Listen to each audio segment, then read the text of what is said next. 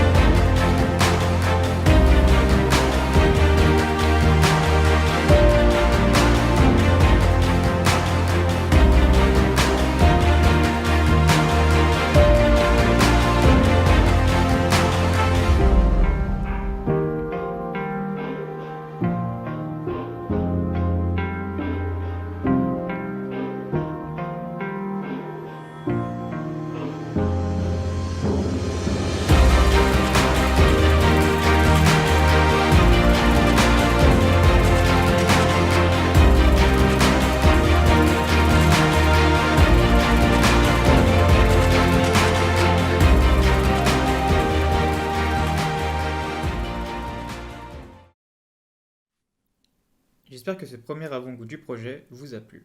Avant de commencer l'explication de mon projet, rappelons tout d'abord mon parti pris. Le principe est de créer un espace de travail en lien avec la nature et toutes ses qualités, pour accueillir les utilisateurs dans des conditions adaptées au travail et aux échanges, ainsi proposant un certain confort et un nouveau moyen de se recentrer sur soi-même dans un lieu unique en son genre. Ce lieu est une solution pour les usagers travaillant à distance ou souhaitant changer d'environnement de travail. Mais alors, pourquoi la nature au travail? Les effets de la nature sur le fonctionnement du cerveau et le comportement sont aujourd'hui très largement démontrés par la littérature scientifique. On parle alors de trois grands bienfaits: le bien-être, la créativité et la productivité, des bienfaits essentiels pour travailler. Le projet s'instaure dans un environnement calme et à proximité de toute commodité, propice à la mise en place de mes futures idées. Le bâtiment est bien desservi grâce aux arrêts de bus de l'avenue principale. On retrouve deux parkings pouvant accueillir les usagers du coworking ainsi que des habitations environnantes. On y trouve aussi la gare au bout de l'avenue. Le revêtement du parking du bâtiment est remplacé pour laisser place à un sol naturel. Il est aussi réduit au profit des espaces verts, cœur même du projet. Les jardins profitent d'un nouvel aménagement mettant en valeur la nature, de nombreuses espèces y sont rajoutées pour agrémenter le lieu. Le parc de Platanes garde sa place, symbole d'une nature fortement implantée dans le projet. Un aménagement de pas japonais est ainsi créé pour desservir la totalité du lieu. L'état des lieux du bâtiment m'a permis de constater le bon état de la toiture. Elle est alors conservée et nettoyée. Elle est rallongée au niveau de la façade est pour protéger l'extension qui a pris place avec le projet. Concernant les façades, de nombreuses ouvertures viennent se positionner dans le projet. Placées à fleur de sol, elles contribuent grandement à la reconnexion avec la nature. Tous les vitrages sont électrochromes, une innovation qui permet de gérer la lumière et réguler la chaleur en fonction de l'air extérieur, empêchant aussi l'éblouissement. Certaines ouvertures avec meneaux sont inspirées des menuiseries extérieures d'origine, rappelant l'identité du bâtiment. On notera la présence d'un banc sur la façade sud, marquant un palier avant l'entrée dans le lieu. Le revêtement extérieur est quant à lui rénové avec un enduit stucco blanc plus clair qu'à l'origine, remettant ainsi les façades au goût du jour. L'aménagement intérieur étant conçu pour l'ancien poste de Tassin la demi-lune, j'ai dû me défaire de nombreux éléments, supprimant ainsi cloisons et menuiseries intérieures comme extérieures, qui seront-elles remplacées comme je l'ai dit précédemment. La création d'un patio intérieur amène des contraintes techniques, m'obligeant à réisoler la partie du bâtiment exposée. La construction des deux extensions de part et d'autre du lieu est un élément majeur de la rénovation, ajoutant ainsi de la surface pour mon projet. L'organisation intérieure du bâtiment est conçue sur la base d'une trame, ici représentée en pointillés rouges et bleus. Cette trame est inspirée des artères et veines du corps humain, représentant ainsi les flux de circulation du bâtiment.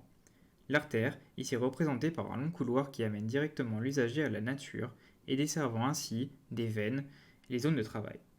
Un élément central est créé pour déstructurer l'espace intérieur d'origine et amener la nature à l'intérieur du bâtiment. À l'extérieur, une structure métallique vient épouser les pentes du toit d'origine. Elle se prolonge de manière douce et progressive vers la nature. La conception d'une structure coque visant la représentation suggestive du dessous d'un arbre est placée au cœur du bâtiment, créant ainsi une esthétique originale, une atmosphère protectrice et une ambiance relaxante pour le travail. La nature est suggérée.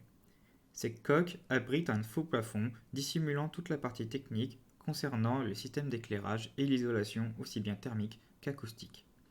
L'installation de ces structures est possible grâce à une grille de support métallique placée sur la charpente existante et les murs périphériques, soutenant ainsi l'intégralité de la structure en lame de lamellé collé. Différents supports viennent s'ajouter à cette grille, garantissant la stabilité de l'ensemble. Concernant l'agencement intérieur, l'entrée mène directement sur un espace d'accueil, géré par une personne s'occupant du bon fonctionnement des lieux. On retrouve à côté un premier espace de travail type bar. Les zones de travail collectives sont placées à l'est auprès de grandes baies vitrées, garantissant une belle luminosité ainsi qu'une superbe relation à la nature. Les ouvertures de toit amènent une lumière qui a été filtrée par les lames de la structure coque, comme si la lumière passait entre les branches d'un arbre. La salle de réunion se situe à l'arrière de l'accueil, au calme et facilement accessible. Une ouverture zénithale y garantit une relation avec le ciel.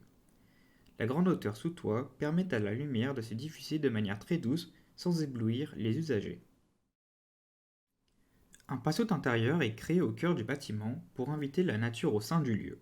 On y retrouve un module de travail extérieur où on peut s'y asseoir, s'adosser ou s'allonger. Au bout de ce patio, un espace salon modulable est imaginé pour travailler dans des conditions comme à la maison. Cet espace peut être fermé grâce à des claustras en bois, coulissantes ainsi que pivotantes. La seconde partie du bâtiment commence par un espace clos dénudé d'ouverture vers l'extérieur. On y retrouve les toilettes dissimulées derrière les lames de la structure coque, ainsi que l'espace imprimante et machine à café. Les deux extrémités nord du bâtiment sont réservées aux espaces de travail personnels. On trouve des modules de travail assis allongés à l'ouest, reprenant l'idée des lames de la structure. Faits en coriandre, ces modules sont robustes et peuvent être facilement nettoyés. À l'est, les incubateurs entièrement vitrés prennent place dans l'extension du bâtiment. Les plans de travail sont en plexiglas pour garder la visibilité avec l'extérieur. Chacun de ces espaces possède un accès vers le parc. On termine par la cuisine/salle à manger entièrement modulable en salle de conférence grâce aux portes accordéons, laissant découvrir l'équipement nécessaire. 4 portes pivotantes mènent à un amphithéâtre où les usagers peuvent travailler au niveau du sol et donc ressentir une sensation différente avec la nature environnante. L'éclairage intérieur joue un rôle important dans la compréhension du projet. En effet, la mise en valeur de l'artère principale avec un ciel étoilé met l'accent sur cette trame qui dessert les zones de travail. Ce ciel étoilé amène l'usager vers l'extérieur, donc vers la nature. Le reste du bâtiment est équipé de spots lumineux encastrés à détecteurs de mouvement, réduisant considérablement la consommation d'électricité. Quant à l'éclairage extérieur, des spots photovoltaïques s'éclairent en fonction des heures de la journée, offrant un éclairage tamisé agréable en extérieur. Tout en gardant l'aspect écologique dans le projet, un système de puits canadien est installé pour garantir une ventilation 100% naturelle. Cette installation profite du terrain pour apporter de l'air frais en été et de l'air chaud en hiver. Le réseau d'eau est accompagné d'un mini chauffe-eau électrique, suffisant pour une utilisation quotidienne au sein du bâtiment. Un robinet extérieur est installé et relié à ce réseau, point d'eau important pour l'entretien du jardin et du parc. Dans ce projet, on y remarque une palette de couleurs minime, volontairement restreinte pour rester dans les tons de la nature. Le chêne clair donne ce côté chaleureux, alors que l'utilisation du béton ciré et de l'aluminium anthracite rajoute une touche de modernité. L'utilisation du rotin dans le mobilier ou encore sur les portes-accordéons nous rappelle la culture japonaise, précurseur des espaces en étroite relation avec la nature. À l'intérieur, la peinture blanche caractérise l'aspect neutre du lieu. La peinture grise anthracite, quant à elle, est utilisée dans les espaces qui se veulent être moins importants. Un camailleux de verre est bien sûr présent, rappelant toute la végétation environnante. Je vous remercie pour votre attention et votre écoute. Cette année était pour moi le moyen d'aboutir sur un projet qui me tenait à cœur. Habitant à côté de ce lieu, il était pour moi impensable que ce bâtiment ne soit pas réhabilité. J'ai donc imaginé ce lieu pour répondre aux problématiques d'une ville, tout en évoluant sur un sujet qui me porte, la nature. Je remercie toutes les personnes qui ont su m'aider et me conseiller durant ce projet, mais aussi dans la vie de tous les jours. Mon entourage est une grande source d'inspiration, inspiration qui m'a permis de mener à bien ce projet.